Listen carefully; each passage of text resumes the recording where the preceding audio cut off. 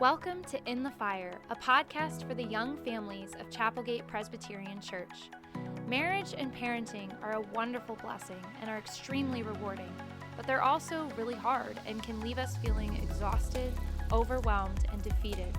That's exactly why we started this podcast, to help families see how the gospel injects encouragement, comfort, and hope into the daily grind of our lives, and to remind you that you're never alone in the struggle. There is another in the fire. Inspiration, success, infinitude. These are the words that you think of when you listen to a real estate podcast.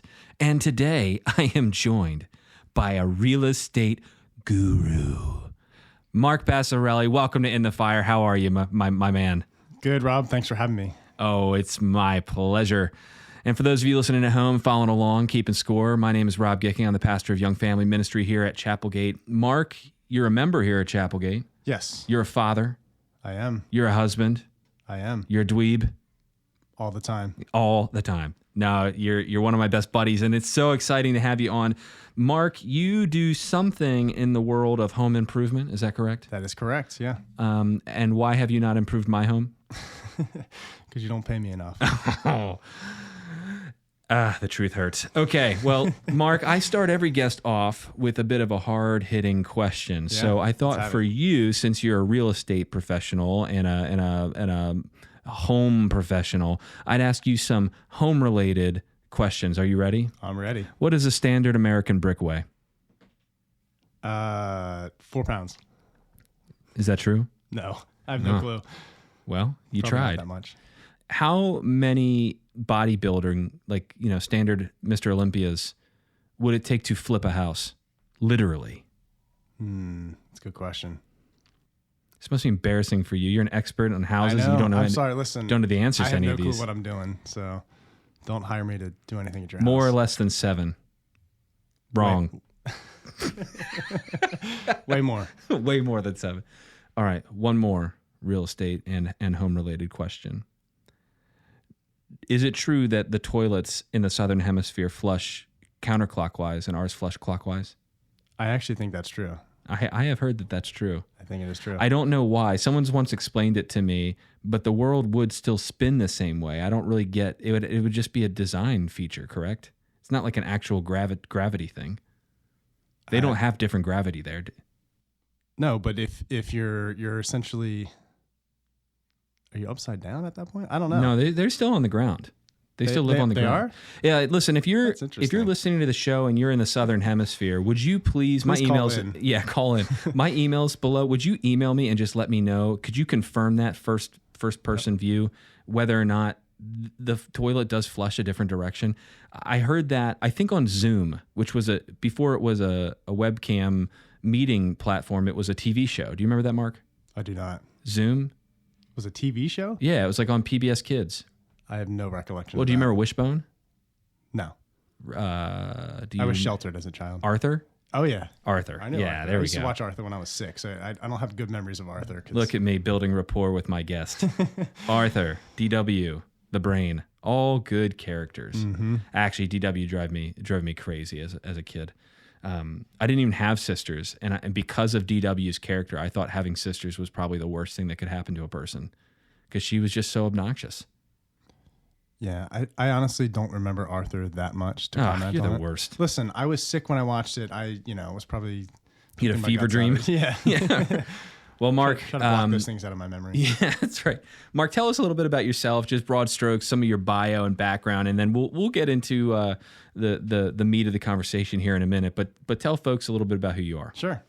Yeah, my name is Mark Passerelli. I am a member at Chapelgate, and... 35 years old. Oof. It's tough to say. Yeah. It is tough to say.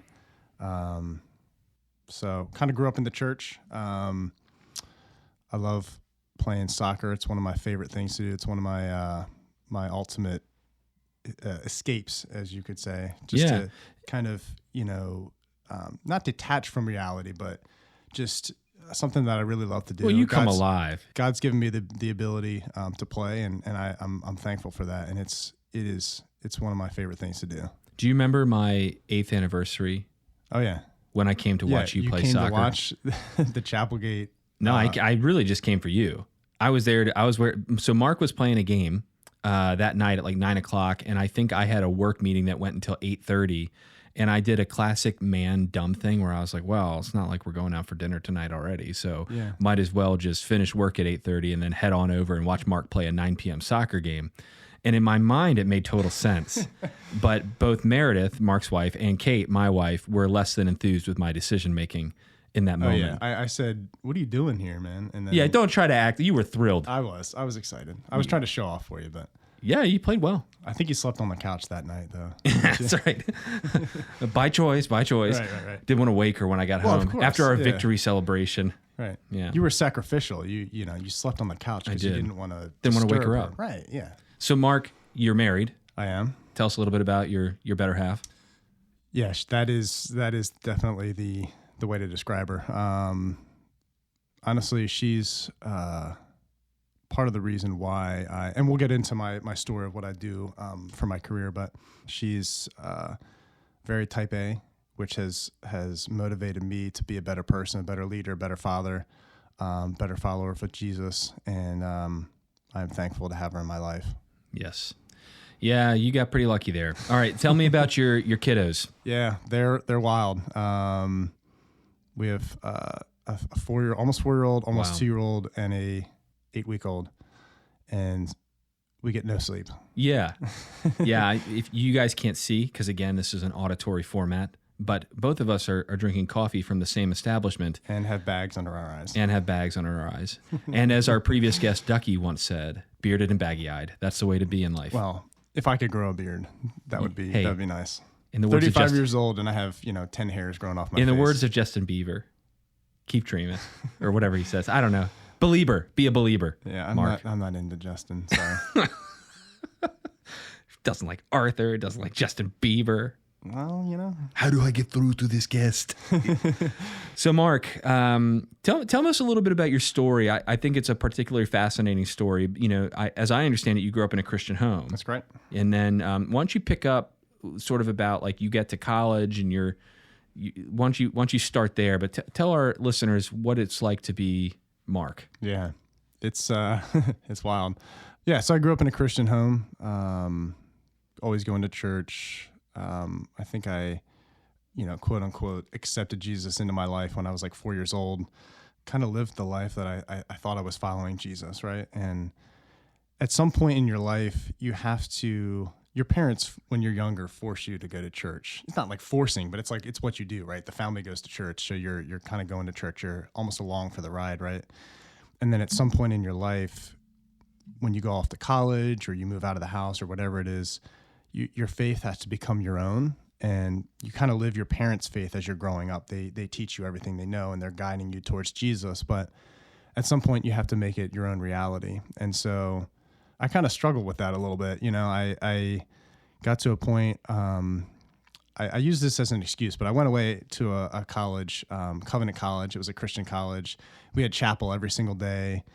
And so I just felt like, I don't need to go to church. I'm at chapel every day. Like, why do I need to go to church on Sundays? So I stopped going to church.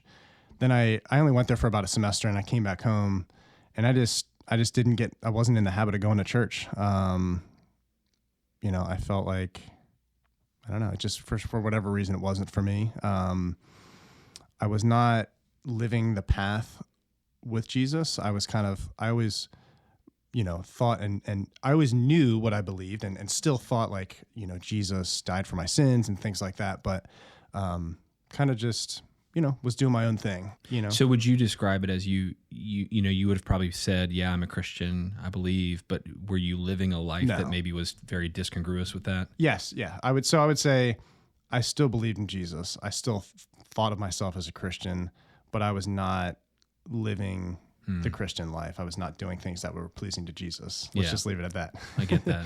So that was like in my early 20s. And at some point, probably around, I would say the age of late 20s, I kind of found Jesus again. My brother is a pastor at Chapelgate as well, and he invited me to come play soccer, of all things. with the young adults group at Chapelgate, and it changed my life. I started going back to church.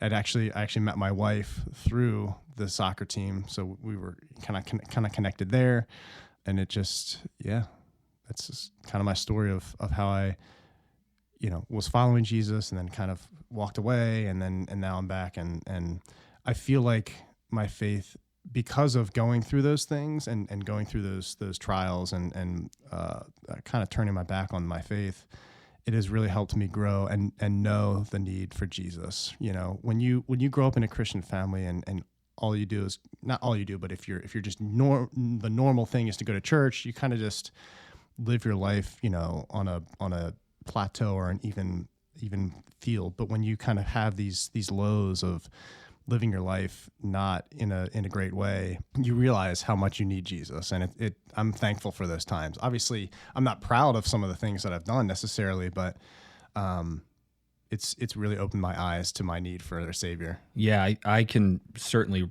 personally relate with that. I also grew up in a Christian home and had a prodigal period as well. And I think, I wouldn't wish the prodigal period on anyone that I talk to, but there is a sense in which if you've grown up in that Christian home where you've been taught, sometimes that head knowledge doesn't, what you know about God doesn't always become what you believe about God. And, I remember hearing the gospel over and over and over and over and over and over and over again as a kid, but it didn't make sense to me until I sort of had my own prodigal period in college, where I felt like, wait, for this to be real, that means that everything that I've just done, all those bad things that I just did, are covered by the cross. And that means that God still loves me. Do I actually believe that? And, by God's grace, the answer was yes.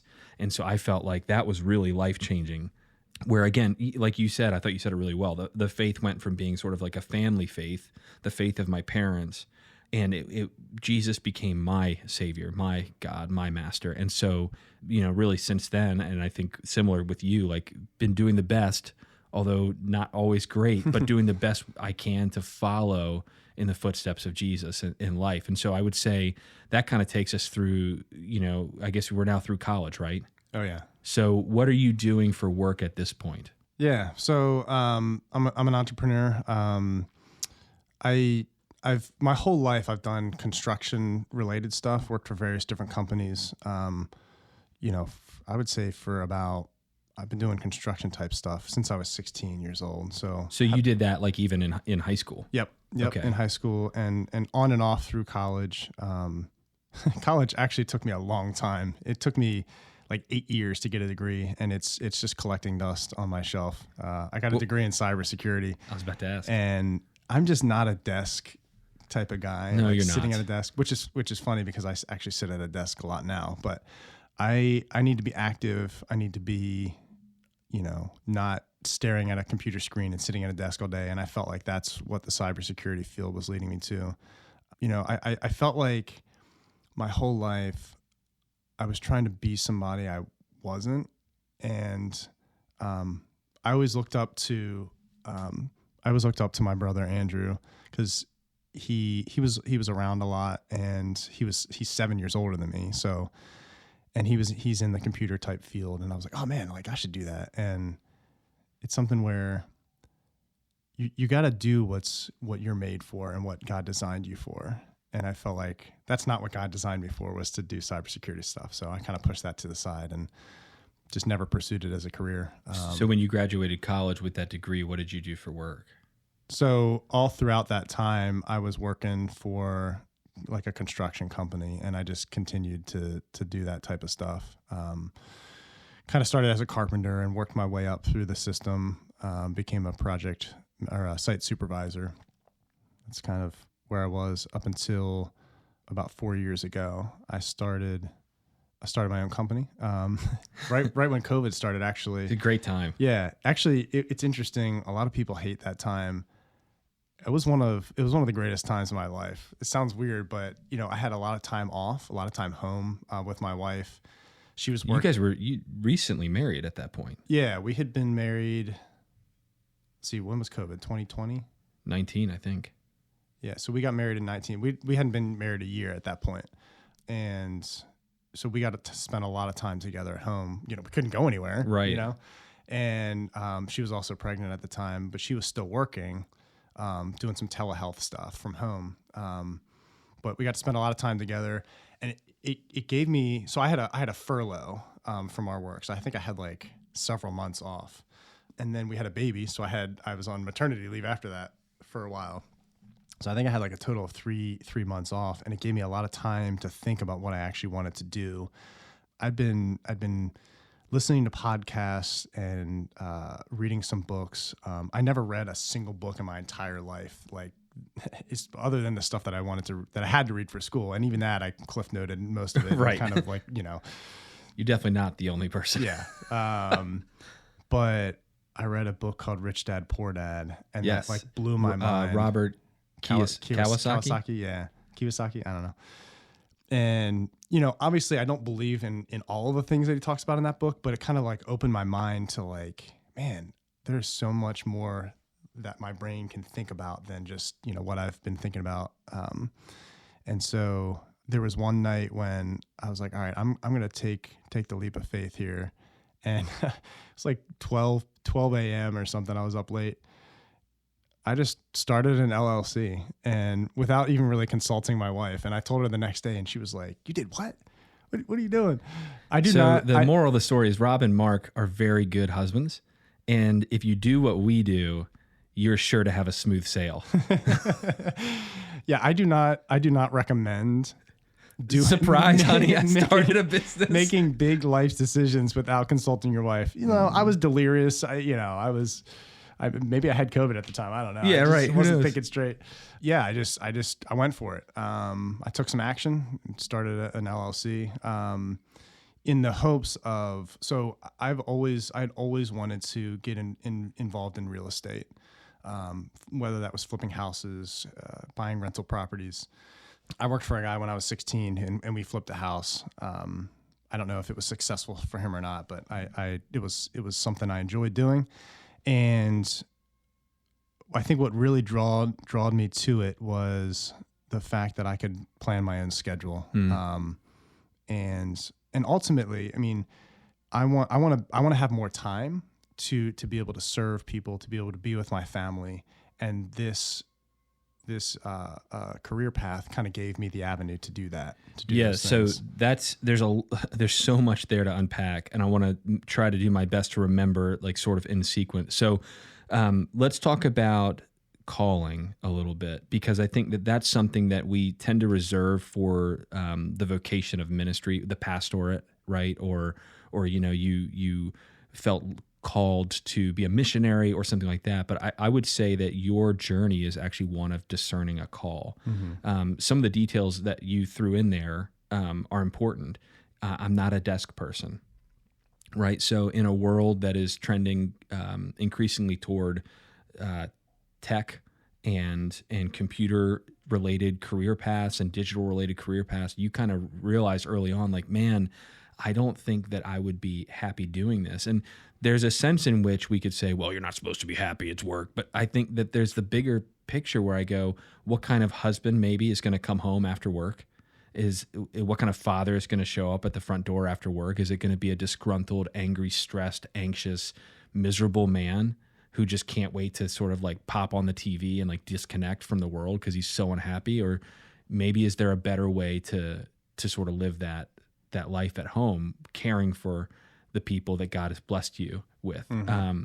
So I think then the next thing you mentioned, I would say, was the Robert Kiyosaki book, which Rich Dad Poor Dad is a very interesting read. I also have read that book. And what I would say is the largest takeaway that I had from it was not so much his view on leveraging debt as much as it was there's more than one way to think about things, right? So you and I actually have very different philosophies of money when it comes to this. You do tend to lean a little bit towards the debt leverage side, and I tend to go more towards the Dave Ramsey side of things, right? So like, I'm a Ramsey coach. So for me, like, debt is a problem and I want to get rid of debt. And for you, debt is an opportunity. But coming at it from a different perspective, it's pretty interesting to see. These are two successful men, right? Both of them have done very, very well. And I don't know if you know this, Mark, But Dave Ramsey's net worth is significantly higher. Just saying. Yeah, I didn't know that. Just I don't know saying. what their net worths are, to be honest. Well, Google tells me. If Google knows, then I know that Dave Ramsey's worth more. But the point here being, so I'm seeing like how God has like sort of strewn a really neat thread through your life. Grew up in a Christian home, had to go discover for yourself what it meant to be a follower of Christ. Right. Christ finds you, starting to recognize, and like you even said, I have to be who God made me to be. So I'm not a desk person. I do think about things differently. I love working with my hands. I love the game. I think, loving soccer, it's competitive, it's athletic, it's a driven sport and activity. And so would real estate for sure. Mm-hmm. So, it's pretty interesting. You see all these things sort of coming together into this picture of Mark that's actually God's story, like that God is revealing the Mark story to the world. Yeah. Yeah, and one of the things that I love about what I do, I don't know if I shared exactly what I do, but what I do is currently I'm buying properties and either fixing them up and selling them or keeping them as rental properties. So currently I'm investing in real estate. I don't see myself doing that for the rest of my career. I see myself doing that as an avenue to, once I get to a certain point, maybe kind of dive into some other things. I want to spend time serving a lot more, and so that's kind of the direction I'm heading at some point. Let me just fill in the gap there. So you do something, is it true, called the BRRRR method? Yeah, the BRRRR method. So which is buy. That's the only one I know. Buy, rehab, rent, refinance, repeat. Okay. And so basically, the method is you buy a house using somebody else's money. You do the rehab. And then you refinance out of the short-term money into the long-term, like 30-year fixed mortgage. Yeah. And then you basically recycle the money over and over again.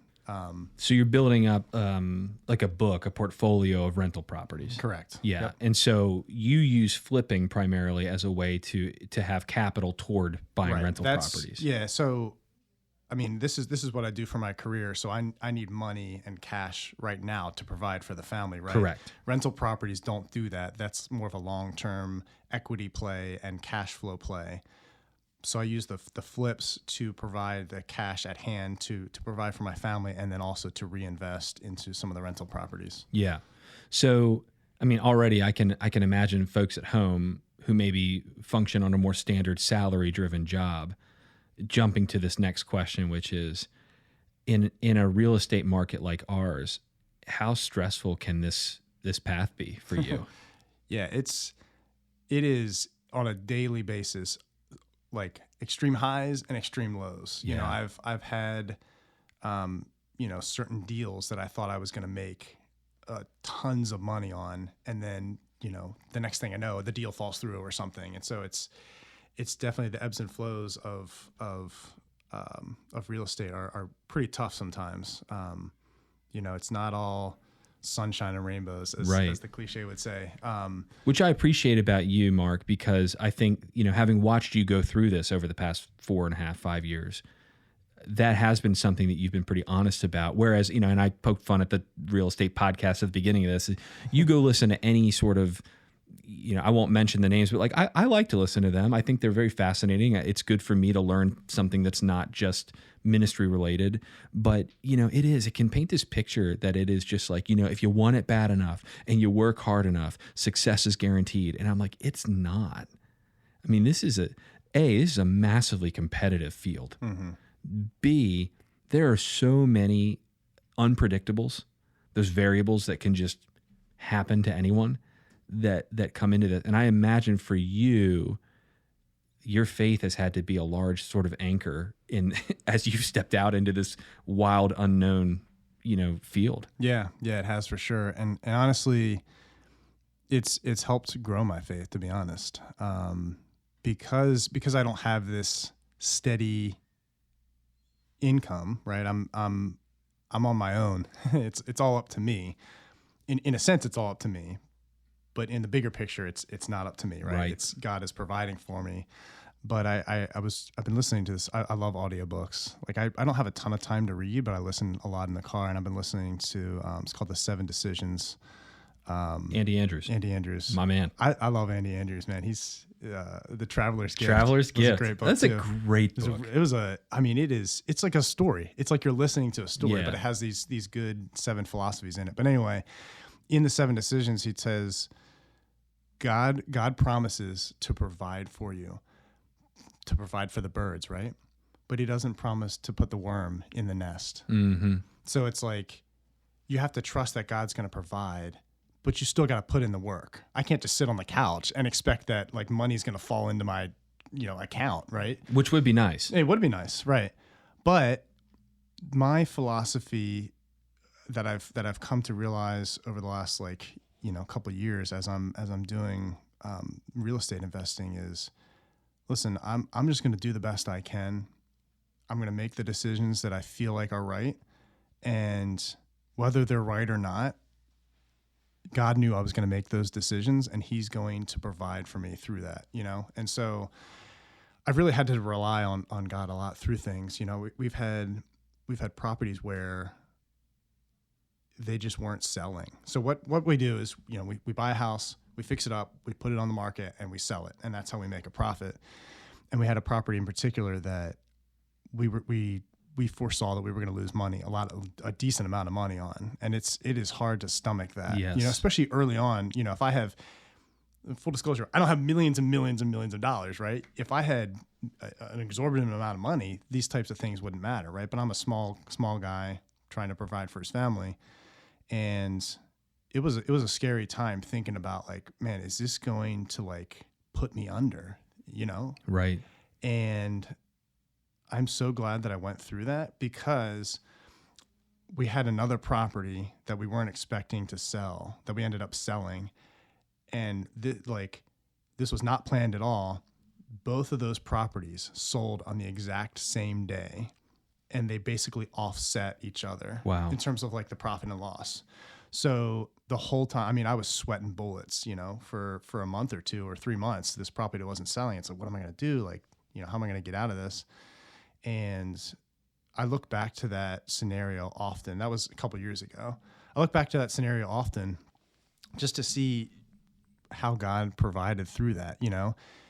It is so easy. I forget on a daily basis. I have to remind myself, especially like in my field, the ups and downs in the market, the not knowing where the next paycheck is coming from because I own my own business. I have to constantly remind myself, like, remember when God provided for you in this time when you thought like, yeah, what, am I going to go under, So that has really, really been an area that I feel like I've grown. I still have a lot of room to grow in that area, because it's a daily struggle for me to trust and rely on God. But that's kind of an area that I've seen my faith grow through the business, and I'm thankful for that. Yeah. Thankful for the hard times, because it really shows you God shows himself through those hard times. He does. You think about the Old Testament, right? The Israelites, and they're traveling in the wilderness, and the command, set up this pile of stones. And when your children ask you, what is this pile of stones? You tell them that the Lord has provided for Israel. And the Ebenezer stone idea is not something that was just a funny thing they did. It's like, we as Christians, we need to do that. I need to look back sometimes to my testimony and say, man, God loved me when I was doing all kinds of ridiculous things, and when I was rude to him and blatantly disinterested in him, and he still loved me. He still cared for me. And, when you thought for sure this is going to end in a terrible loss, a loss so terrible you might not be able to bounce back from this, God provided. And here's what's really wild to consider is, even if he hadn't provided the second house to offset, God would have provided for you. And I think that's what you're saying is like, you've Right. seen that play out because you're in a position where you do have to ride a lot of those ups and downs. You've seen the steady provision of the Lord in those ups and downs, and it's actually bolstered your faith. Yeah, exactly. So Mark, I guess thinking through, what are some of the ways that you have seen your faith? So, because the other thing about this, right? The other thing about your particular field is when you think about that field, you think about highly driven guys, risk takers, like high octane, who are really after building wealth, right? That's kind of the MO of this field and career path. So obviously, you know that that's not going to satisfy the longing of your soul. But how have you sort of seen your faith, I guess, protect you, or maybe has God convicted you over that? And like, what has that been like to sort of be in that sort of like, let's go, let's make tons of money, Yeah, you know? It's definitely a struggle because, I'm in a bunch of real estate groups on Facebook and masterminds and things like that to help surround myself with people that are doing things that I want to be doing. Right.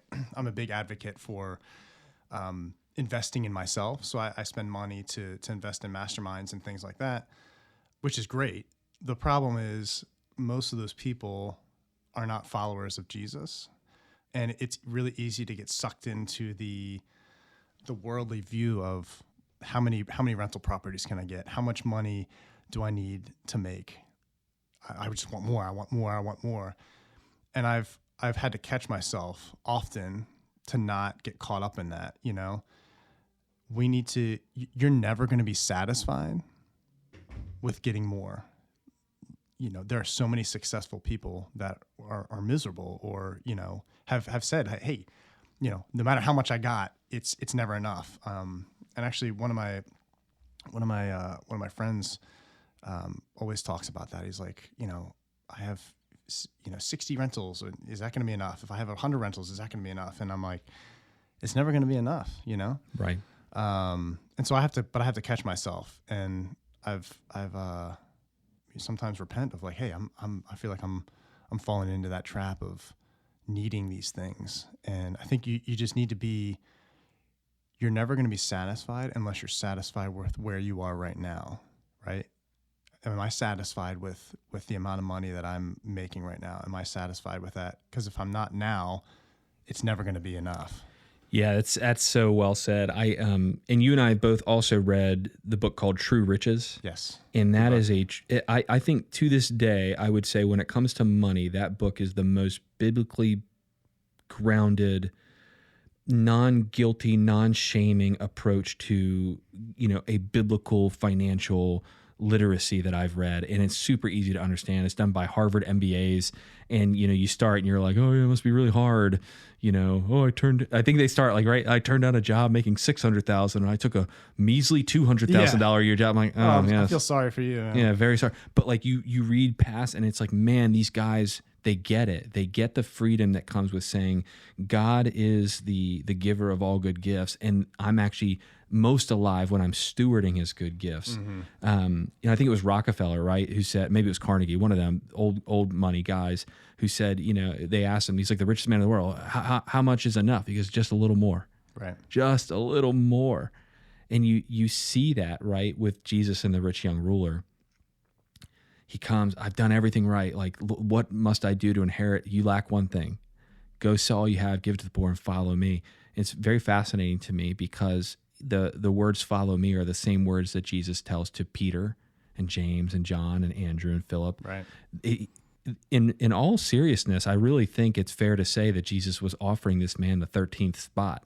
That's an interesting look on it. It's my personal take. So, don't get too spun up about that. But I think, and what does it do? It says he leaves and he's sad, but he still has all his money. Right.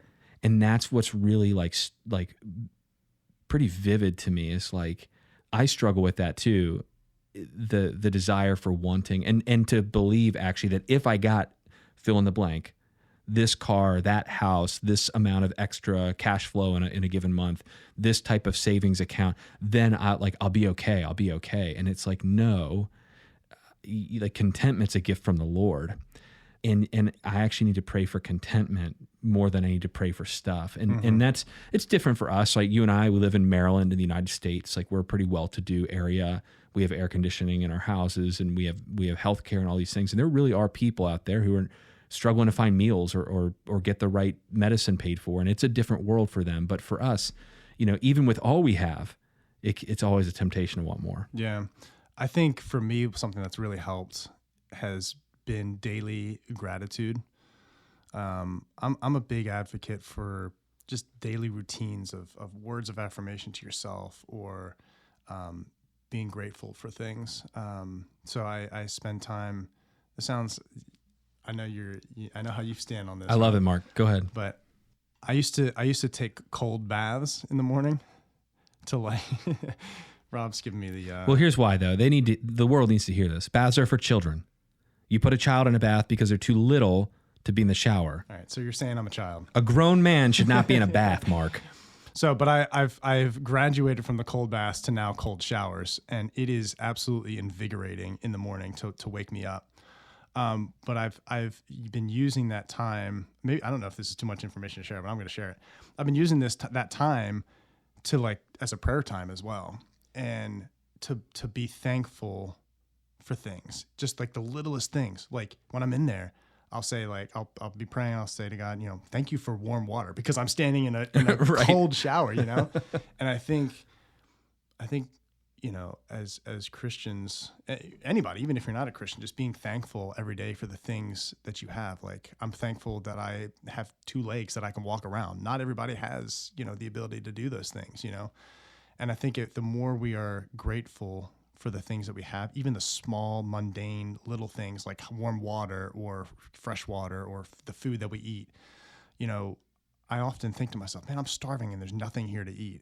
And you go in the pantry and there, somebody who has nothing would be like, man, this is a feast in here, But I'm like, well, all we have is like some pretzels and some chips and, I need something. But yeah, I think gratitude is a huge thing that I've really felt like has helped me be satisfied with where I am. Even though I'm not fully satisfied, I feel like the temptation still creeps in. It's always there to want more, but you just got to be grateful, man. I think that's, and again, it's like, you and I come at these things from different angles, but we actually end in the same spot on most of this, and some of it's just a different books that we read. And you and I also talked about this, like we both really appreciate Leif Babin and Jocko Willink's Extreme Ownership. We talked about it at our Bible study together. And, the principle basically is you got to take ownership, and ownership is responsibility, right? You must take responsibility for the things that are occurring in your life. And, you could read that and be like, yeah, that's awesome. Like, hurrah, like that's so cool. But it's actually a biblically based, like that's a biblical idea. What does Jesus say? Before you go picking the sawdust out of your buddy's eye, like you need to consider the log that's in yours. Right. What does that mean? It means at the end of the day, like I should be way more concerned with the ways that I'm not measuring up to God's standards, to the way that I'm not being the husband that God has called me to be, or the father he's called me to be, or the business owner that I'm called to be, than the circumstances that are falling and failing around me. Mm-hmm. And I find it very interesting when we can sort of find those practical applications to everyday life of God's teaching in his word, especially the gospel of grace. So as we kind of come to the close of this, I want to hear from you. How have you seen God give you opportunities as a business owner, as an employer, as an investor, to sort of apply his grace and love to the world? Yeah, that's a good question. So I have the opportunity to share my faith with people as I'm working, and that's something like that should be the most important thing, right? It shouldn't be about the money. It shouldn't be about the houses. It's about storing up your treasures in heaven and leading people to faith, right? And it can be uncomfortable sometimes sharing your faith with people. I think all growing up, even up until a year ago, I would say embarrassed is a strong word, but like almost embarrassed to share my faith because it just sounds so awkward and weird sometimes to go up to somebody, especially if you don't know them at all, and just be like, hey man, like, can I pray for you, or, whatever. But I found that the more you do things like that, the easier it becomes and the less awkward it is. And if you think about like what Jesus has done for you, like, why would you not want to share that with other people, And so just yesterday, I was able to pray with somebody, a tenant of mine. She was like late on rent, and I messaged her about it, and her father had passed away. Now, tenants can make up these stories. Like there's always some excuse, right, why they didn't pay rent, but it's the third time your father's died. Yeah, right. What? What's going on here? But like, I was talking to her and she seemed really upset about it. So I felt like she was telling me the truth. And towards the end of our call, when I was talking to her, I said, this is a business for me, right? But what I care more about is you as a person, and I want to share my faith with you. Like I want to share my faith with all of my tenants, anybody that I come in contact with. And so I told her, I told her what that I was a sinner, that Christ had died for me, and that he brings ultimate life. And she said, "Oh yeah, I believe in Jesus too." And I don't know her heart. Maybe she does, maybe she doesn't. But I was able to. I asked if I could pray for her, and she said, "Yeah, that'd be good." And she sounded she said it really touched her heart. And so those are the things that I feel like. So I often don't know, am I doing the right thing with buying these houses and things like that? But it's when I get to share my testimony with some of these people that I would never come in contact with some of these people, it makes it seem like, if I can bring one person to faith through what I'm doing in work, it's all worth it. Even if I don't make a ton of money, even if I'm losing money on houses as I'm selling them, as long as I don't go bankrupt and I'm still providing for my family, that's what matters a lot too. But yeah, just being able to share my faith with people. Again, it's not easy. It's a little awkward sometimes, but I would urge anybody listening to, if you have a faith in Jesus, be bold in your faith and step out of your comfort zone, because it's definitely uncomfortable sometimes. But that's what we're called to do, is to share our faith with people. And I think that's what matters the most. And people get caught up in worldly things and wanting material things, and that stuff doesn't last.